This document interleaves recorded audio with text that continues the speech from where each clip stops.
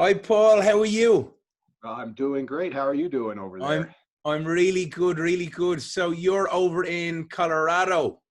That's right. All Yes, right. I'm Well, in listen, thanks Colorado. so much. I'm sure the weather over there is quite nice, is it? It's beautiful here right now. It's in the mid 80s, and we get thunderstorms every afternoon where I live, and it cools it off, and it's just it's nice to enjoy nature. Happy days, happy days. Listen, I've been really looking forward to speaking to you. I'm actually really, really excited, and I'll tell you why in a second, because like, not that it has a personal significance to me, but like I remember when this case was going on, and I was kind of following it a lot towards just before DeAngelo had been caught. But I suppose before we get into all of that, would you be able to just give a brief introduction as to who you are for the listeners who wouldn't know you? Yeah, so my name is Paul Holes. I'm currently a retired cold case investigator out of Contra Costa County, California. Contra Costa County is the area across the bay from San Francisco, to help orient people to where I did my entire career. I did 27 and a half years in law enforcement, started out as a forensic scientist, became a peace officer, still working as a forensic scientist and a crime scene investigator, and really got hooked into doing cold cases, investigating cold cases, and seeing how modern forensics could be employed to solve those. And I Wow. got involved way back in 1994 with the very first cold case I worked, which was at that time known as East Area Rapist, Yeah, and yeah. that today is known as the Golden State Killer case. Yeah. Well, Paul, I'll tell you, the reason why I'm super interested in this is because I had actually read the book I'll Be Gone in the Dark by Michelle McNamara. Yeah. Okay. And I was actually reading the book before the James DeAngelo had been caught.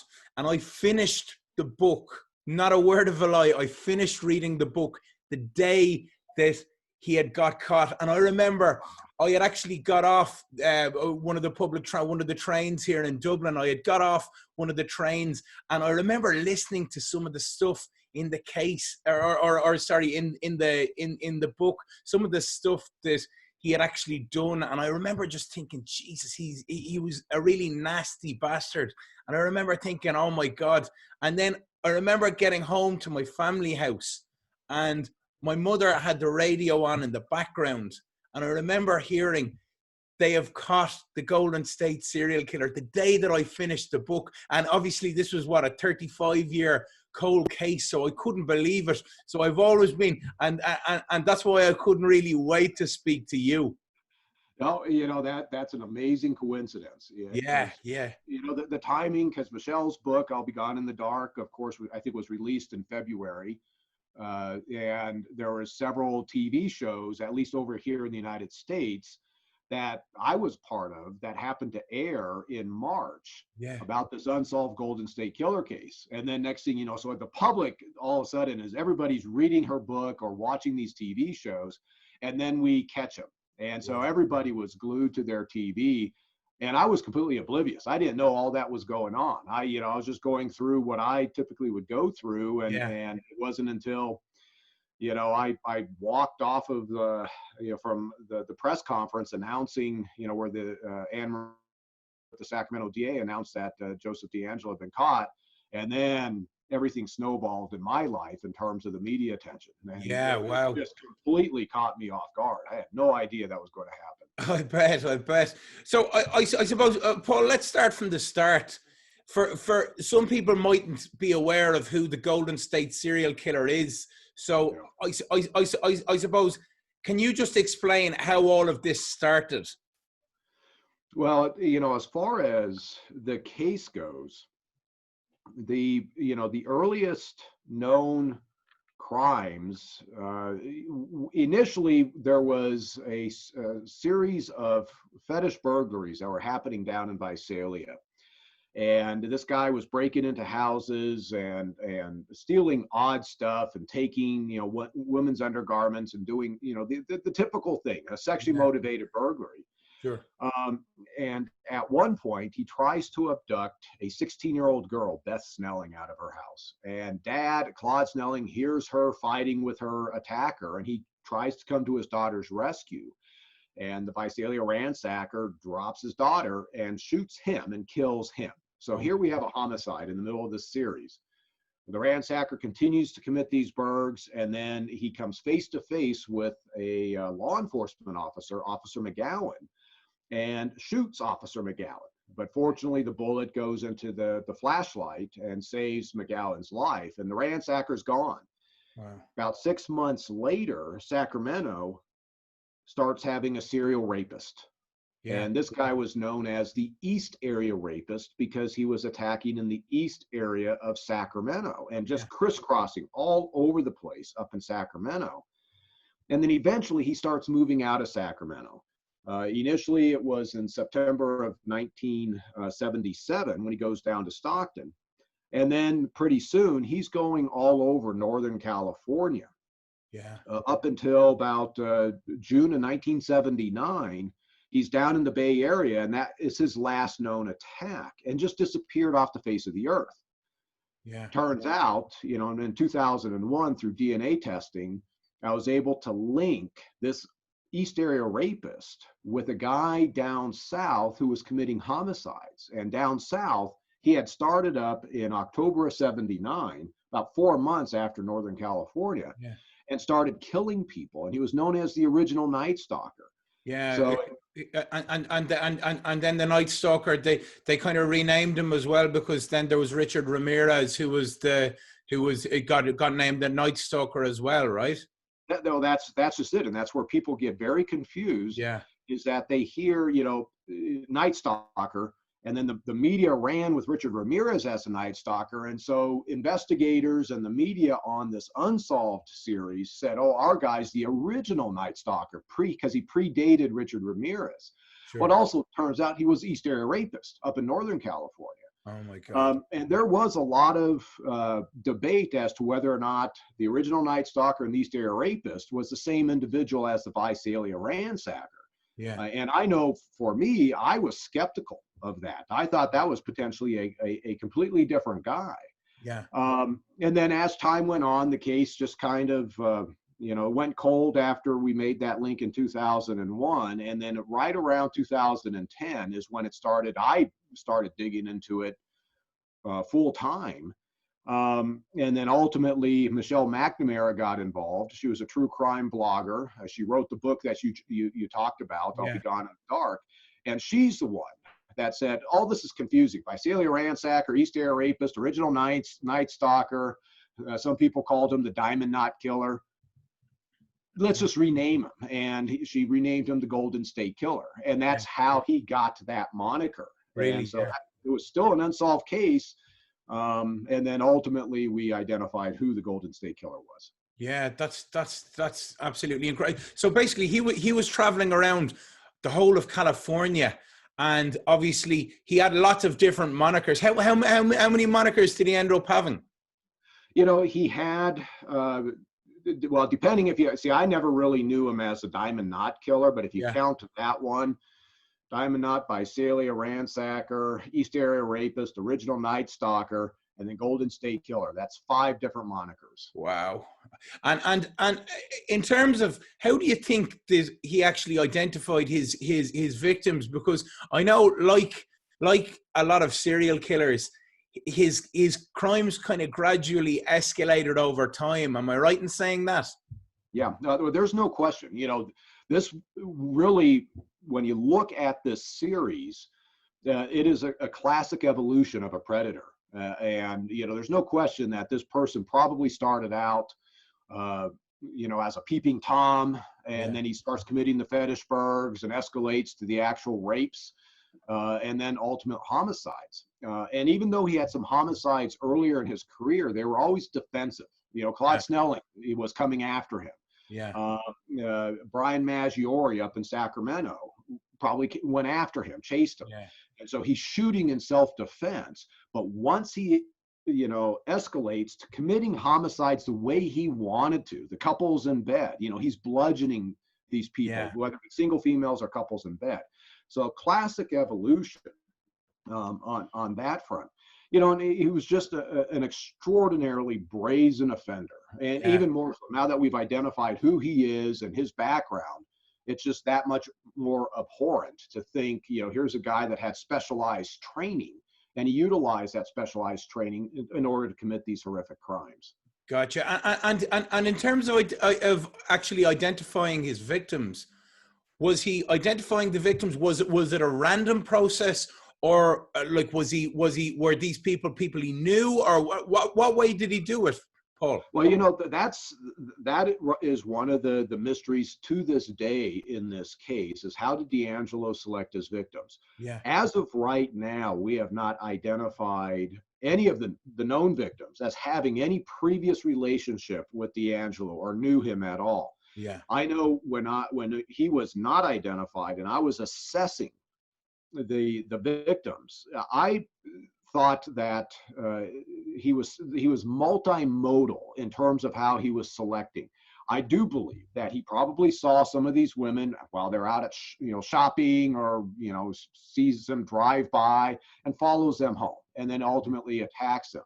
I also believe that he was prowling a neighborhood, committing burglaries, and ran across somebody that he decided that he wanted to sexually assault.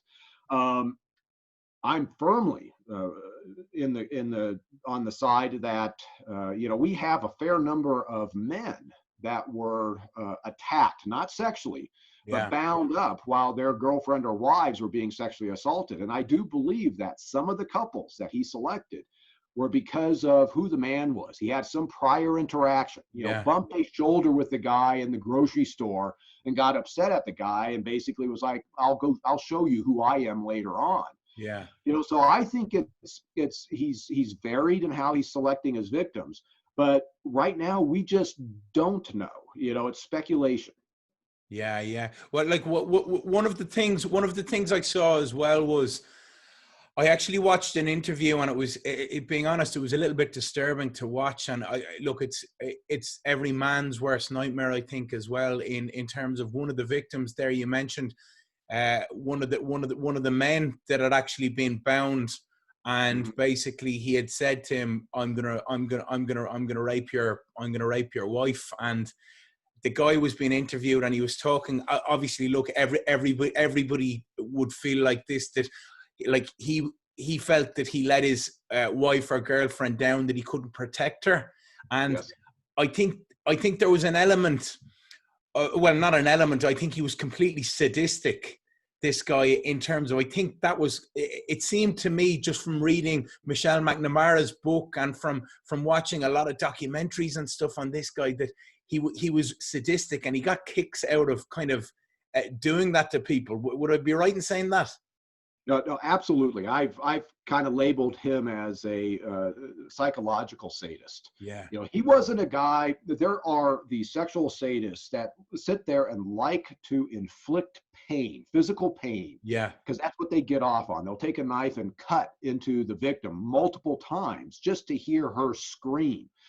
That's not what he was doing, but what he liked to do is inflict fear, and he would purposely do that.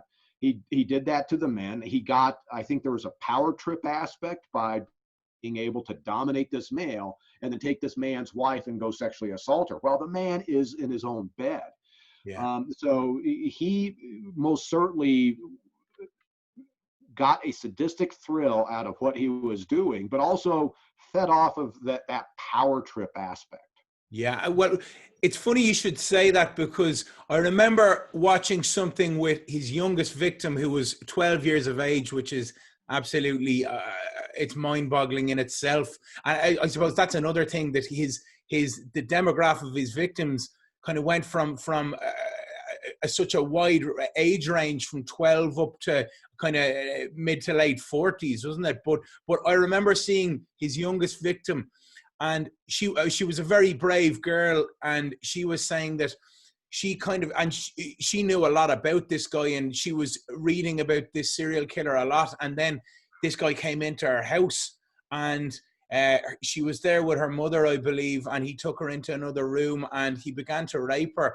But she showed no fear, because she knew that that's what he wanted.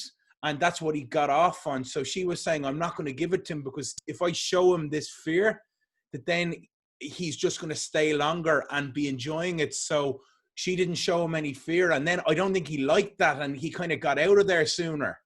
Yeah, no, she's come public, in terms of revealing her identity. Her first name is Margaret.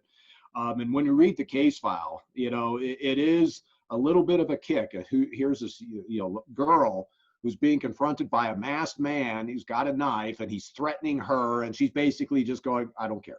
I don't care. Yeah. And it absolutely frustrated him. And that was something.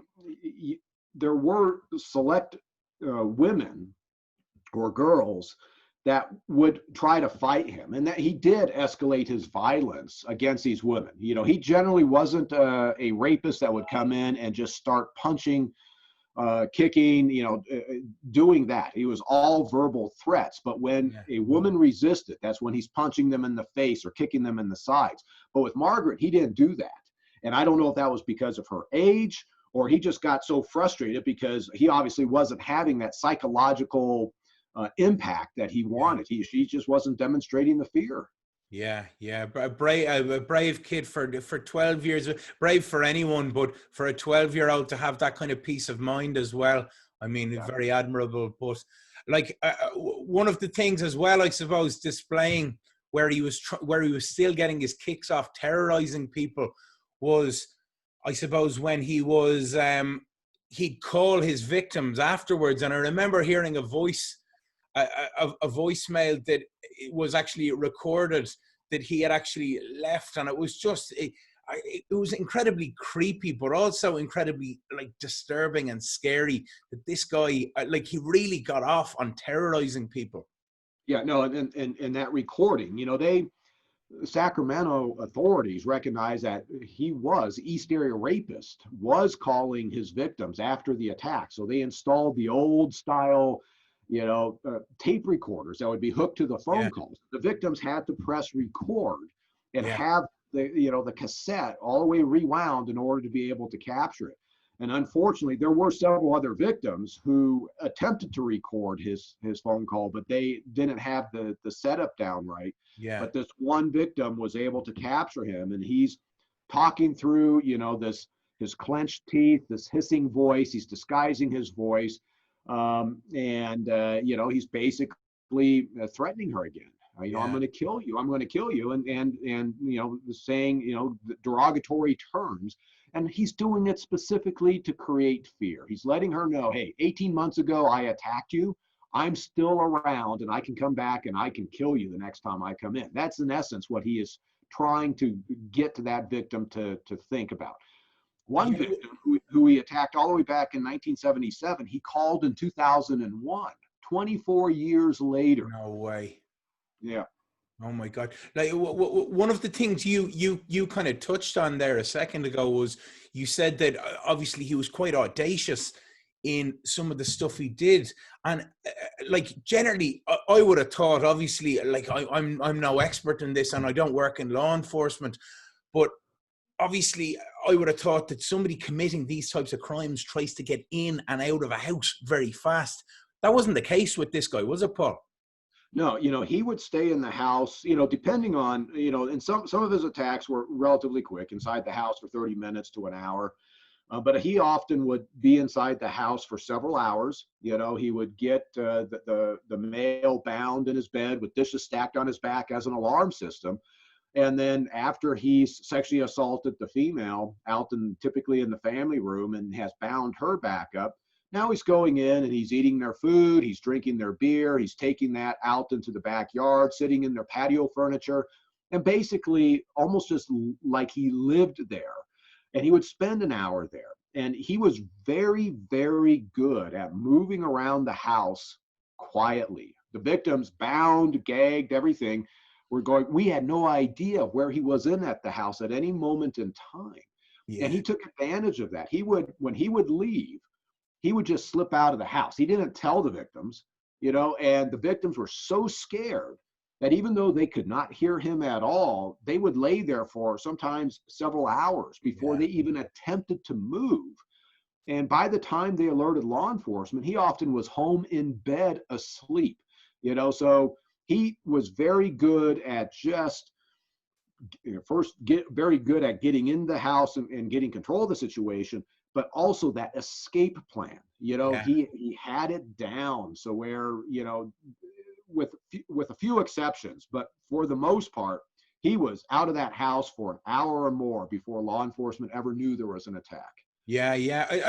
Like another example, like we're talking about his brazenness there and cooking meals and staying in the house. But I remember like something else where there was a rally talking about the Golden State serial killer, and one of the guys, I believe, stood up. I think you kind of touched on something similar to this a little bit earlier, but one of the guys stood up and he said, "Oh, look, if you've got a gun in the house, no one's going to come in and harm your house or whatever." But he used to attend rallies, and then I think he kind of took that as a challenge upon himself then, and he actually turned up in a couple's house, which was the first time that he had actually done that.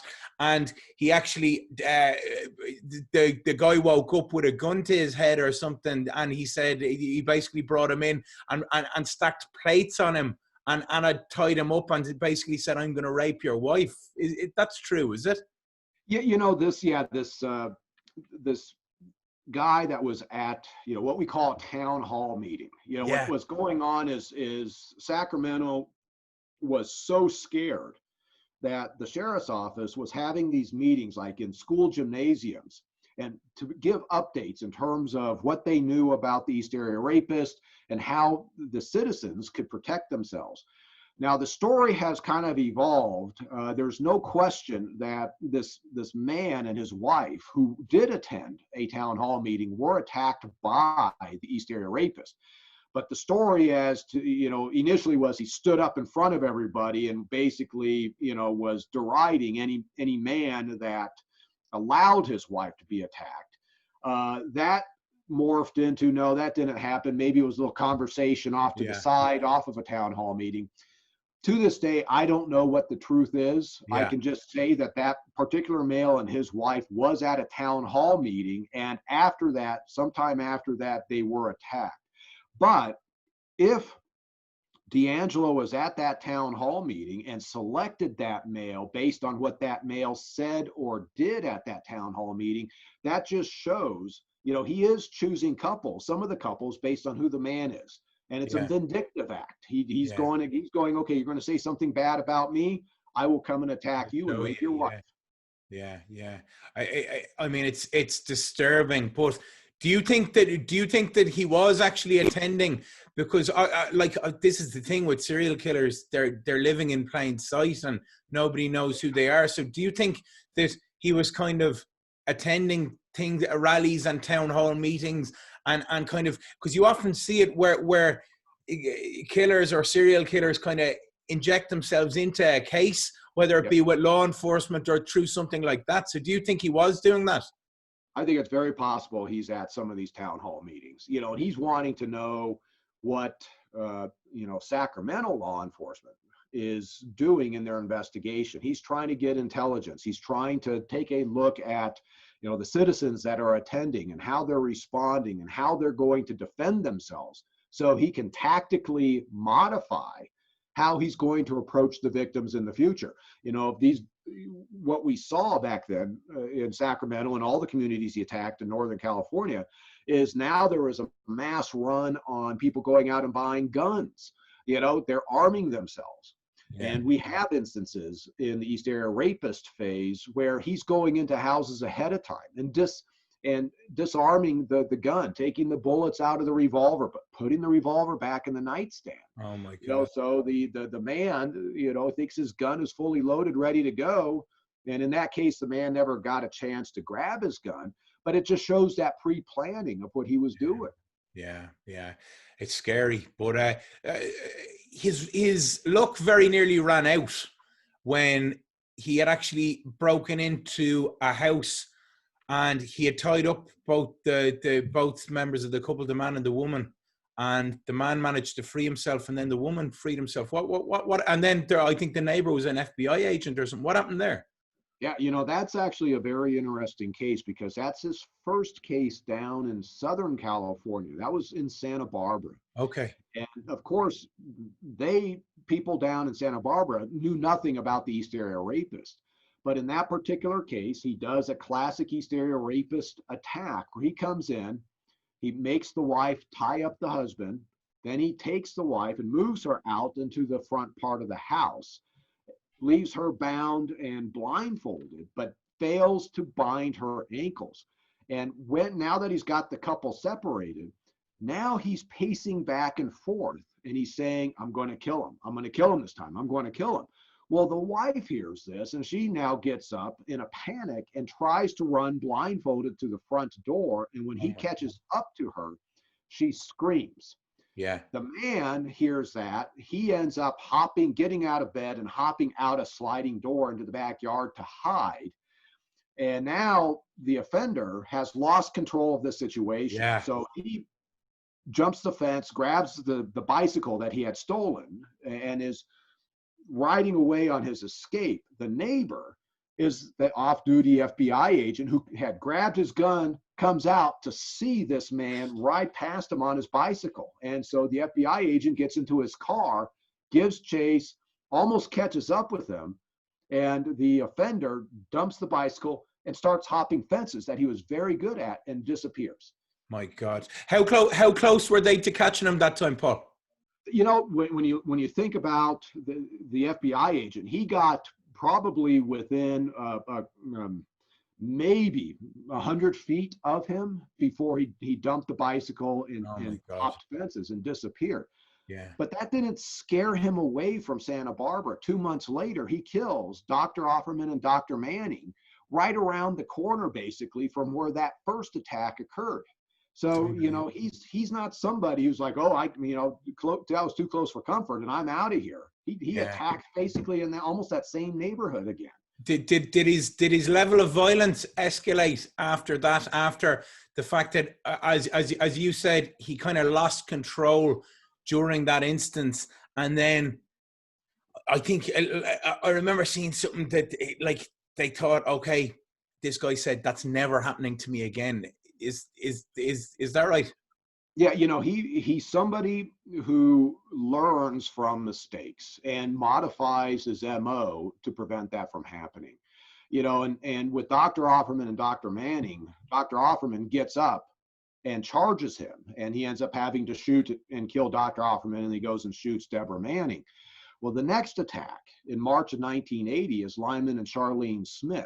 And in that particular attack, not only is he making sure that Lyman's bindings, both his wrists and his ankles, are completely secure, he's also using the blanket in a way as sort of a pseudo straitjacket to further contain this male. So the male cannot interrupt what he wants to do. Yeah. And then once we know he sexually assaults Charlene Smith, then he bludgeons the couple to death in their own bed. And that was the first time that he had actually bludgeoned rather than shoot somebody, is it? That is correct. And so I've said that the Lyman and Charlene Smith homicide is in many ways his opus. That is a homicide case that went from beginning to end the way that he wanted it to happen. Yeah. And then from that point on, every single case that we know he's done ended in a bludgeoning homicide. And I suppose bludgeoning would be considered it's a lot more up close and personal, like strangling somebody. Like if you're bludgeoning somebody, it's really hands on, isn't it? It's very hands on. It's very personal. It's also very kind of an angry type of overkill violence. Yeah. And I do want to emphasize, because it's out there that he's demonstrating overkill in this bludgeoning, and I will tell you that no, he bludgeoned to commit homicide. Yeah. But he did not just continue to beat these people to where, I've been to bludgeonings where, basically the person's head is just gone. That's overkill. In this case, he inflicted enough blows in each instance that were sufficient to kill, and then he stopped. He didn't continue to just inflict blow after blow after blow in this frenzied overkill type of scenario. That is not what he was about. Yeah. And Paul, was that your first Was that your first serial killer case, or had you worked on kind of, obviously you'd mentioned that you've worked on some very violent cases. Was that your first serial killer? Well, it was the first cold case that I started digging into back in 1994. And I didn't know it was a homicide, I didn't know it was a serial killer. Yeah, he was just a serial rapist, serial rapist. But then over the course of my career, whether it be unsolved cold cases or cases that I happened to catch, that just happened, I got involved in a fair number of serial predator cases. And that was my passion, so I studied those. I applied, my knowledge base when I did have active cases occurring. And so I have both the cold case experience as well as just the active investigation of serial predator cases as part of my career. And, so as I'm marching down on Golden State Killer, I was catching other cases or working other cases in between, so I actually turned out to have a very broad exposure to a variety of types of cases over the course of 27 and a half years. Incredible. Yeah. And at what stage did you actually enter the DeAngelo case? Well, 94, that was just to try to solve the case using, this brand new DNA technology. And then as time went on, I ended up expanding into more of an investigative capacity.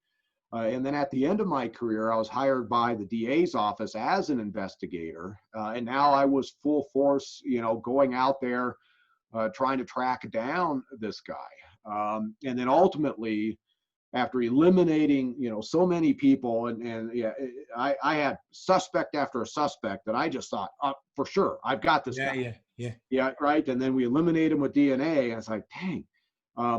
I stumbled across this genealogy tool, and then me and my FBI partner on the case, Stephen Kramer, we just marched down that, and then eventually that's what led to DeAngelo.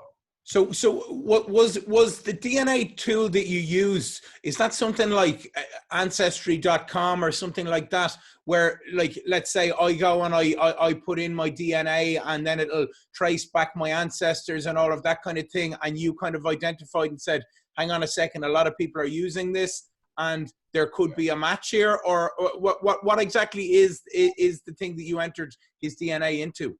Sure. So it actually, it's different than like you as a consumer deciding, okay, I want to do my genealogy. So you submit your DNA to Ancestry, and you start getting a list of potential cousins. In part, we had to find a lab that could work with forensic samples to produce a genealogy compatible DNA profile. Okay. When you send in your DNA to a genealogy website, you send in a ton of DNA, your saliva, and it's in good shape. With Golden State Killer, we were dealing with minuscule amounts of this guy's semen. Genealogy labs don't know how to deal with that. So we end up having to get that processed. And then we initially are searching GEDmatch, which is this compilation, users of Ancestry or 23andMe or MyHeritage or Family Tree DNA. They pull their stuff out and their DNA profiles out of those sites and then upload it into GEDmatch. So we initially searched GEDmatch, and we also had Family Tree DNA data. And so we got a list of potential relatives that were on the order of third cousins. They, in essence, would share a great-great-grandfather with the Golden State Killer. At this point, this is where things are very different than what most people think, is, okay, I've got a list of these distant relatives. I forget about Golden State Killer at this point. He's just kind of put over onto the side. And now I'm working off of this list, trying to find two people off this list who I can trace their family tree, just using traditional genealogy, back to where they have a common ancestor, a great-great-grandfather. And theoretically, if one of those individuals is from the Golden State Killer's mother's side and the other individuals from the Golden State Killer's father's side, the Golden State Killer also shares those same great-great-grandparents. Yeah. And so we tracked 2 people back to individuals born in the 1840s, and then at that point identify all the descendants of those great-great-grandparents until, I mean, it's huge, right? That's incredible. That is incredible. People born in the 1840s, when they got old enough to have kids, they didn't have 2 kids. They had 15 kids. Yeah, right? yeah. And then they had kids. So this tree became huge. But we get down into the generation of this family tree of descendants of the common ancestor, where now it's like, okay, we've got people who are about the age that we think the Golden State Killer is. We know he's a male, so we can forget about the women in this tree. And we knew he was in California. We knew where in California he was. We knew he was roughly 5'10", 180 pounds. And so using these characteristics, we can winnow down the males in this family tree to those that fit the criteria we're looking at. And then it's just an investigation at that point. Yeah. And in terms of when he was committing these crimes, because it started in the 70s, so he was probably thinking, like, DNA wasn't even in his mind, was it? And I suppose that's kind of where he slipped up in the end. That very much is. I mean, he's a guy, he learned as he committed mistakes. And as a Visalia ransacker, which we now know he absolutely was a Visalia ransacker, many people saw him. They saw his face. And so he made sure, like as East Area Rapist, he always had a mask on. He forced the victims never to look at him. He always wore gloves to prevent leaving fingerprints, because that's how back in the 1970s one could be identified. But where he slipped up, and he would never, it's nothing that he would never know about with the DNA, is that he left his semen. He was raping these women and leaving his semen. And that is what caught him, is he left his DNA back in the 1970s and 80s. Absolutely. And I'd say, obviously, as DNA developed, and this guy, without, obviously, I'm not giving him a compliment, but he sounds like he's quite a smart man. And obviously, as he's seeing DNA develop, he must have been saying, I could be in a little bit of trouble here, because obviously they're going to have samples of my DNA. And that must have frightened him, because it would frighten anyone. And like, even your normal person on the street has some kind of knowledge now of DNA and how it works. So he must have been quite scared with that. Well, I think, yes, it most certainly, he recognized that he could be caught if his DNA ever got put into the FBI's CODIS system, the nationwide database that we have over here in the United States. But he had control over his own person. Right. So as long as he wasn't arrested for a crime that would cause him to, get his DNA collected, then I'm sure he thought, I'm good. What he couldn't account for was the genealogy side, where people he didn't even know he was distantly related to end up deciding to pursue their genealogy. They're out of his control. And that's what got him caught. And now these offenders, and there's still a lot of them out there that committed crimes back in the day that they know they've left their DNA. They've really got to be worried, because now they can't just control, well, I'm never going to allow myself to be arrested and have my DNA taken. Next thing you know, law enforcement is triangulating from their distant relatives, and they're finding them. Yeah, that's incredible. And when his DNA actually was eventually, when you started looking at his DNA, am I right in saying that this actually was connected to 50 different cases? But more than that. More than that. Yeah, so, as Visalia ransacker, he had over 100 burglaries. He had the Claude Snelling homicide and the attempt homicide of Officer McGowan. In Northern California, we had the 50 attacks or attempted attacks that he committed as the East Area Rapist. In Southern California, we have the one attack with the FBI agent giving him chase, and then 6 cases with homicides of 10 people. 4 couples and 2 single females. So you start taking a look at this, we are talking about a crime spree that started off in 1974, went through 1986, totals close to 70 either sexual assaults or homicide attacks, plus over 100 burglaries. And we know he committed more than that. So he has this huge crime spree in that 12-year period. And we don't know what he did before 1974, though we think he's this Cordova cat burglar that was committing burglaries up in Sacramento. And we don't know what he did after 1986 on this last known homicide at Janelle Cruz. Maybe he has more cases out there. You think he does? I think it's possible, but like homicide cases, if he has homicide cases that we don't know about, it's just a few of them. I mean, the types of cases and the types of victims he's attacking, they would be very high profile. They likely have been worked by law enforcement over the decades. And I would have thought, because he almost always left his DNA, we would have tied him to these cases. So I've just say it's not like he's going to have 15 other homicides out there. He may have one or two more cases that we just have not tied him to yet. Yeah, and am I right in saying, I may be wrong in this, so excuse me if I am, but am I right in saying that, say, the method that you actually came up with of going after him and going after something like a big DNA like company or a DNA matching, I suppose you'd call it a company, that they've tried to make that, or some people have kind of objected because they don't want their DNA, people having access to their DNA, and that people have tried to make that so it can't happen again. Is that true? That is true.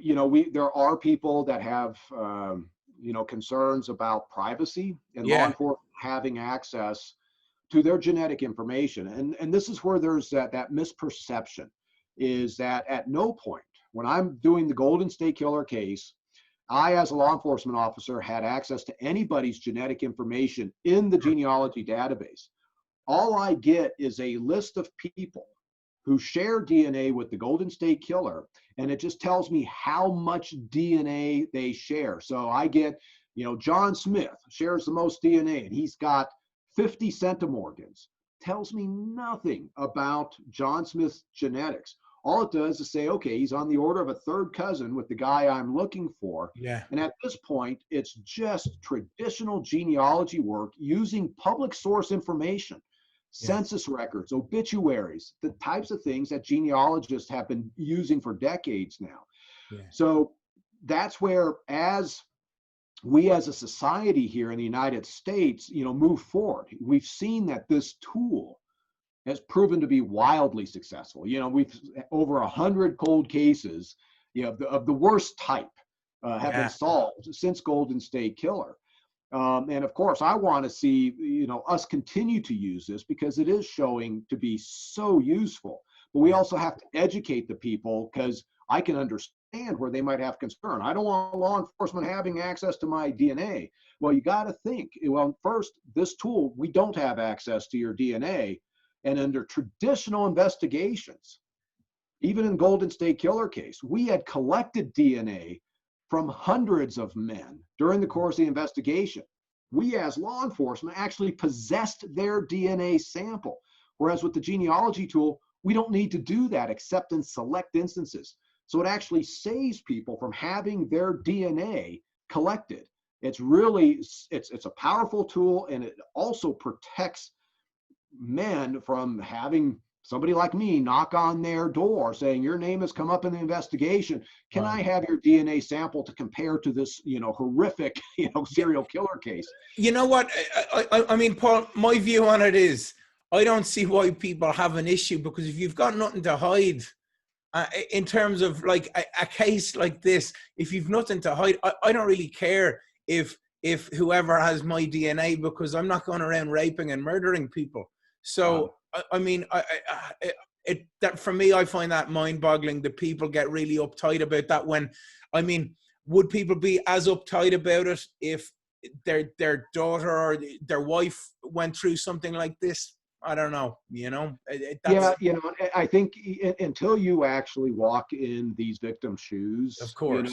it's very easy to say from afar, I don't want this Yeah. tool to be used, Yeah. But if you do have a wife or a daughter, that's been raped and or killed in such a horrific manner that this guy was doing, I think most of those people go, absolutely, I want this guy caught, and Yeah. let's do everything we possibly can in order to do that. Man, like in terms of when I was researching for this podcast, and when I saw the interview with that man, the one I mentioned earlier on, that he had gone through, and I mean, that nearly brought me to tears. And I was looking at it going like, you can just imagine, because that's something, like, he was sitting down doing an interview recently, and he's still going through that. He's still carrying that burden for the rest of his life. And it's just like, for me, it's just, I don't know, it's a really, really terrible case. But one of the other things that I remember reading in I'll Be Gone in the Dark by Michelle McNamara, I remember she was on the ball about something in terms of, she thought that he was a police officer. And not a lot of people thought he was a police officer at the time, I believe. And it turns out that he had spent some time as a police officer, right? Yes. Yeah, the idea that the East Area rapist was a police officer is something going as far back into the 1970s with the original investigations. There were law enforcement officers that were being investigated.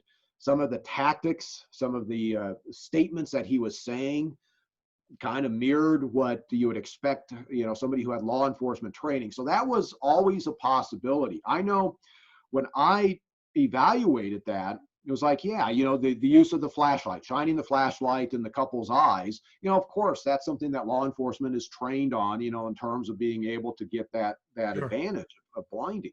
But at the same time, this is an intelligent and sophisticated offender. And I took the position, this does not mean this guy has any special training. He is just somebody that just naturally is going to want to learn how to commit these crimes. And he's going to be able to develop these techniques through study, through trial and error. So, I never utilized and came down and said, he's got to be a cop, but that was always something that was there. I know Michelle talks about that. But that's always been sort of an undercurrent in this investigation. Yeah. And then lo and behold, it turns out he was a cop, for the entirety of the Northern California attacks, as well as the entirety of the Visalia ransacker. He is a full-time law enforcement officer. Wow. So I know that you did some investigating, like around the time before I think you made your move to arrest him, or before he was arrested, that you did some investigating into DeAngelo's past, and you were told some rather disturbing things by his ex captain, was it? Yeah, it was his chief. So he,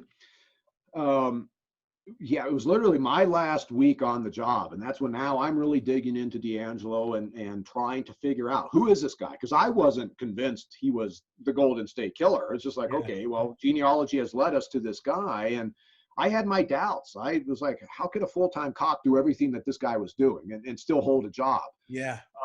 But I ended up, part of that investigation was talking to the chief, Auburn Police Department police chief, who fired him back in 1979 after DeAngelo had been caught shoplifting a dog repellent and a hammer.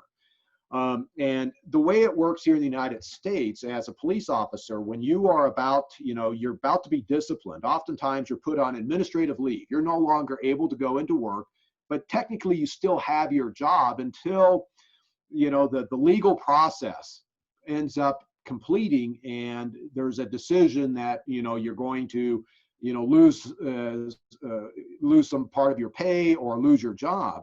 And during this time that DeAngelo was on admin leave, the chief was telling me, and he didn't even know what case I was asking him about.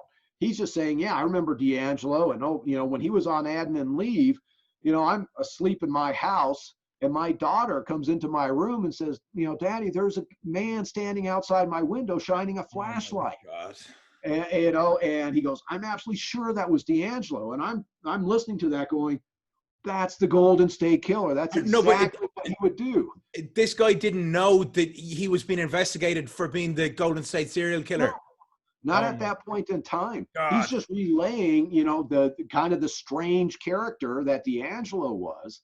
And then as I'm listening to that, that's when I kind of made a flip of, I'm just not feeling DeAngelo as the Golden State Killer towards, we got to get this guy's DNA.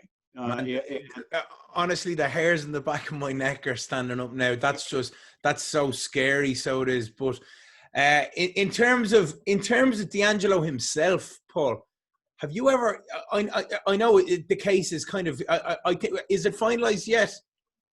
In terms of his sentencing, I'm going to Sacramento the week of August, next week. And I'm not sure when this episode is going to air for you, but he is going to be sentenced next Friday. Okay, wow. So, in a little over a week. So all next week, all these victims or victims' families get to give their impact statements where they stand up in front of him and basically say, this is how you screwed up my life, or you took my loved one's life, etc. Wow. Yeah. And then at the end of that period, the judge will sentence him. This is part of a plea deal. He was looking at penalty. He didn't want to face the death penalty. So he said, I will plead guilty or admit to everything as long as you guys don't give me the death penalty. So he is going to be sentenced to life in prison without the possibility of parole. He'll never get out. He's 74 years old, so he's done. And at that point, the reality is this case is done from a legal standpoint. Yeah. Well, it was meant to be going out this Saturday, but now it's going out the Saturday after.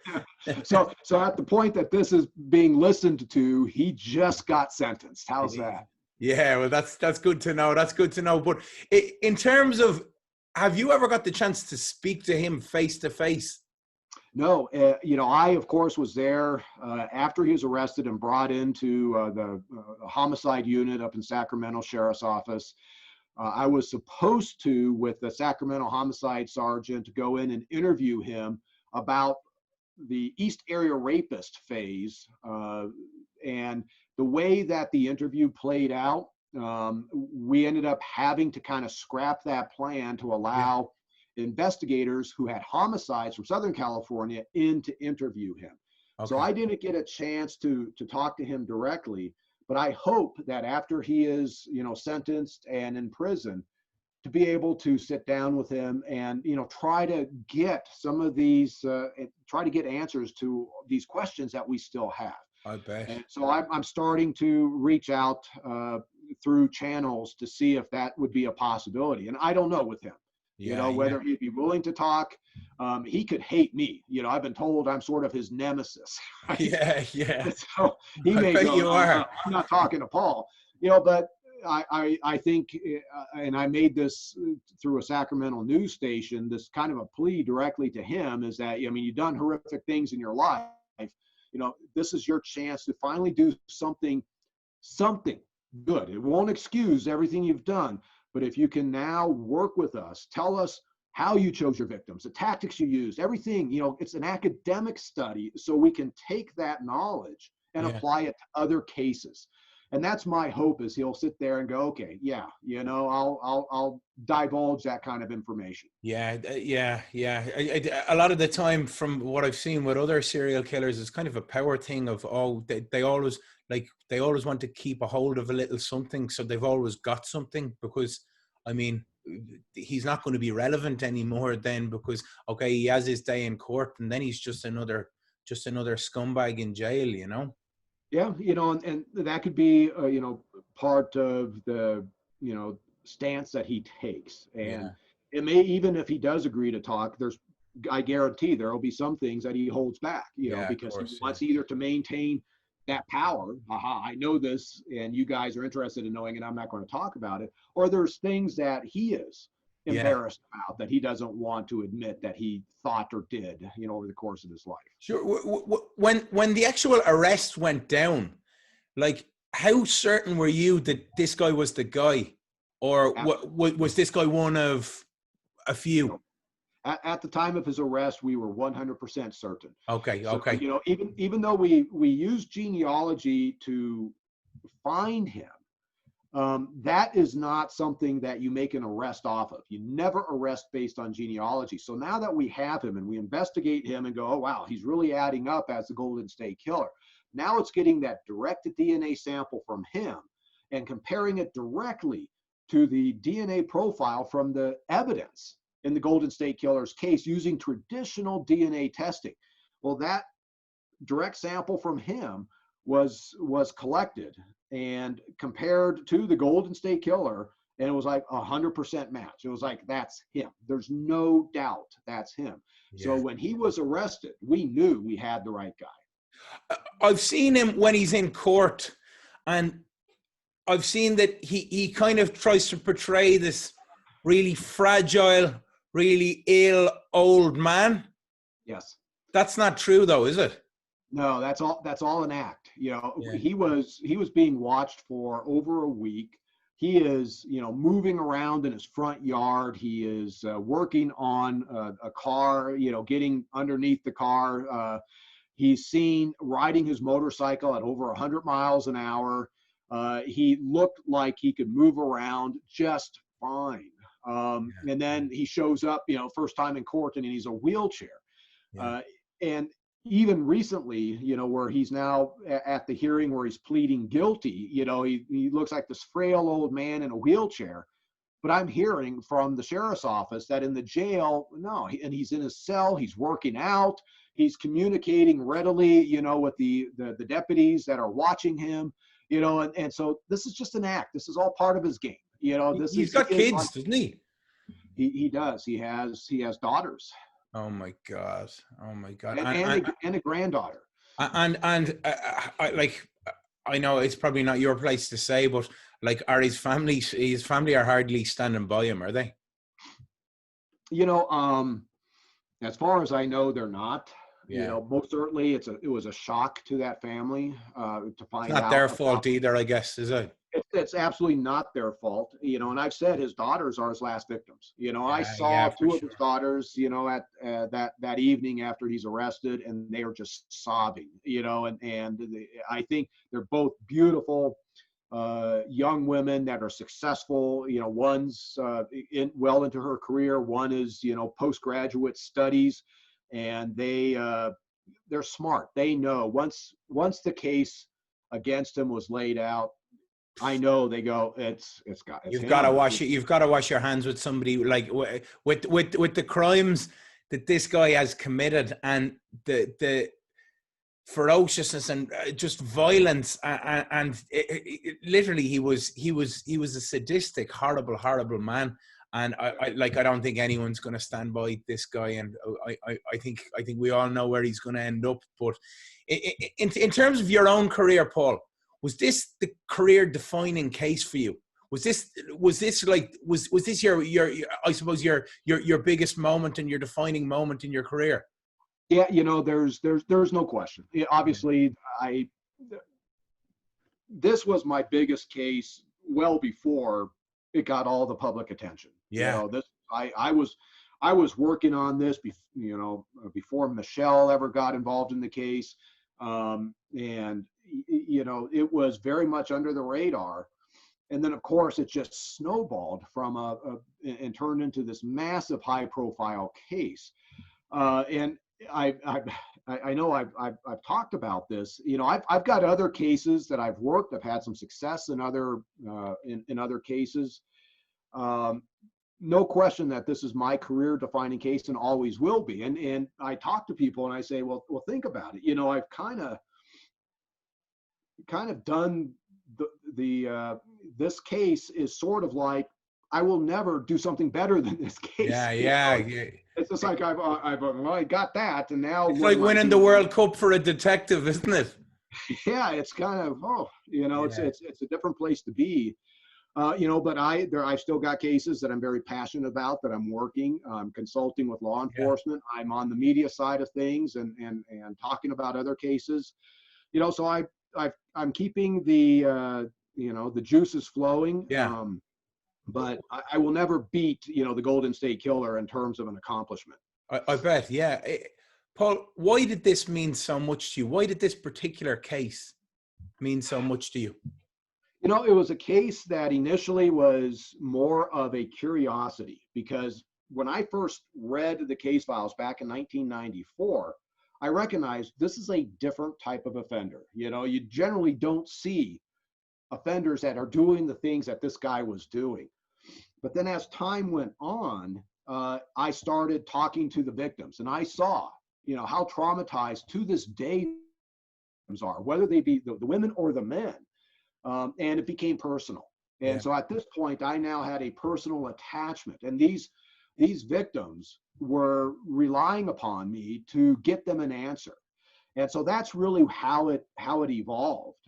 And I was just trying to do everything I could in order to, solve this case. And I just was in a fortunate situation to have access to, the DNA knowledge base, having worked DNA in my career as a DNA analyst way early on, and then understanding what the modern technology can do with the DNA today. And then it worked out, obviously. Yeah. I suppose just the last two questions I have for you, Paul, is where does James Joseph DeAngelo rank beside the likes of Ted Bundy, Gary Ridgway, BTK, Jeffrey Dahmer, all of these guys? Where does he rank beside them? Obviously he has now gained, a similar level of notoriety as those other serial killers. It's hard to I guess say a ranking. Yeah. I think with what we see with DeAngelo is the level of brazenness. Something I've used this example before. Another unsolved case is Zodiac case. Yeah. And you think about Zodiac, and of course you want to see that case solved, but you look at the type of crime that the Zodiac was committing. Many of the cases, several of the cases, he's standing outside a car shooting into it. It's a very cowardly type act. Yeah. He's putting himself at very little risk. Versus DeAngelo is breaking into houses where whole families are asleep. There's men in houses with guns, and he's taking over that entire house and sexually assaulting the woman while her husband is still in that house. Yeah. That makes him unique as a predator of all the predators that I'm aware of. Yeah, because like, say the likes of Ted Bundy or the BTK killer, they both broke into houses, but to the best of my knowledge, it wasn't really when men were there. They went into houses and obviously raped and murdered people. But as you said, it's the brazenness and the audacity to do it when there's a clear threat to him there. That's just it's mind-blowing. Well, and the most similar individual to DeAngelo, I believe, is Dennis Rader, BTK. His first case, the Otero case, the father husband was inside the house, and he took over that whole family and killed that whole family. And he's breaking into houses. He's an intelligent and sophisticated offender. And before DeAngelo was identified, I was using the BTK case as, okay, this is a similar type of offender. What can I learn from BTK and apply it to the Golden State Killer case?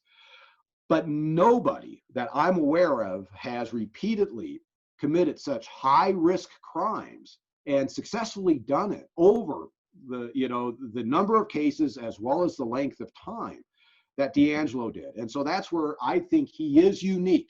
I can't say he's better or worse. I can't rank him relative to these other types of horrific offenders. But he is somebody that's unique, and this is where we need to know more about him, how he is committing these crimes, how he's selecting his victims, so we can apply that to other unsolved cases. Yeah, for sure. And in terms of, I've got to ask you, in terms of serial killings and serial killers, I mean, in terms, is this kind of, I'm not saying it doesn't happen in other places, because it obviously does, but it seems to be very much kind of an American phenomenon where it happens a lot more in the US. I know the US is a huge country, but it happens in the US more than other places. Why? I don't know. There's even, like, in my jurisdiction in Northern California, we had a a huge spike of serial killings in the Bay Area back in the 1970s. And, people ask me why, why is it happening? Don't know. It's just one of those phenomena that happens here in the United States. And so depending on, like, for me, I was fortunate, if you will, that I worked in a jurisdiction where I had exposure to a lot of those types of cases. So I developed a level of expertise on how to pursue those kinds of cases, versus another jurisdiction who, an investigator may never see a case like this in another country, so they don't get the volume of these types of cases. And so they don't get good at identifying and recognizing that they are dealing with a serial predator until the investigation is well down the road and they haven't done X, Y, and Z that could have helped them solve the case from the very beginning. Yeah. And it's chilling, but I don't know, like, obviously a big country, but you just see so much of it, and I don't know, but in turn, what's next for you now, Paul? Well, right now, I've got this podcast, Jensen and Holes, the Murder Squad, in which, we talk about cases that have an unsolved component to them and ask our listeners to help solve that. I'm in the process of writing a book that will come out. It's probably still a year out before it gets published, but it'll cover, my career. It'll also cover, my involvement in the Golden State Killer case.